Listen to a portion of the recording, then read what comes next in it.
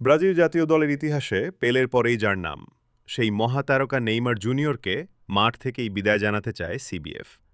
দেশটির প্রভাবশালী সংবাদমাধ্যম ও গ্লোবোর এক প্রতিবেদনে উঠে এসেছে এই খবরের সত্যতা। সিবিএফ নিশ্চিত করেছে, জাতীয় দলে নেইমারের অসামান্য অবদানের স্বীকৃতিস্বরূপ একটি বিশেষ বিদায়ী ম্যাচের ভাবনা তাদের রয়েছে। তবে নেইমার এখনও ক্লাব ফুটবলে সক্রিয় থাকায় চূড়ান্ত তারিখ এখনই ঘোষণা করা হয়নি। ২০২৬ বিশ্বকাপের শেষ ১৬তে নরওয়ের কাছে ২-১ গোলে হেরে বিদায় নিয়েছিল ব্রাজিল। সেদিন দলের একমাত্র গোলটি করে দুর্ভাগ্যবশত ওটাই জাতীয় দলে নেইমারের শেষ অফিসিয়াল ম্যাচ বানিয়ে ফেলেছিলেন তিনি। পরবর্তীতে ক্লাব সান্তোসের হয়ে ম্যাচ শেষে আবেগঘন কণ্ঠে জাতীয় দল থেকে অবসরের কথা নিশ্চিত করেন তিনি। তবে সিবিএফ মনে করে, এমন একজন মহানায়ক খালি হাতে বিদায় নিতে পারেন না। তার প্রাপ্য এক রাজকীয় সংবর্ধনা।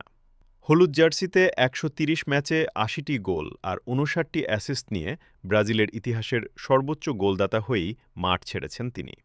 ২০১৩ কনফেডারেশনস কাপ জয় কিংবা ২০১৬ রিও অলিম্পিকে দেশকে প্রথমবারের মতো অধিনায়ক হিসেবে সোনা এনে দেওয়া নেইমারের এই অবদান স্বর্ণাক্ষরে লেখা থাকবে।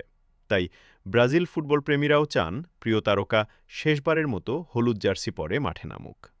আপনার কি মনে হয়, নেইমারের মতো মহাতারকার জন্য কি এমন একটি রাজকীয় বিদায়ী ম্যাচ আয়োজন করা উচিত? আপনার মতামত কমেন্টে লিখে জানান। ফুটবল দুনিয়ার সব এক্সক্লুসিভ আপডেট ও ইনডেপথ ভিডিও পেতে গোলবক্স বিডি চ্যানেলটি এখনই সাবস্ক্রাইব করে রাখুন। ধন্যবাদ।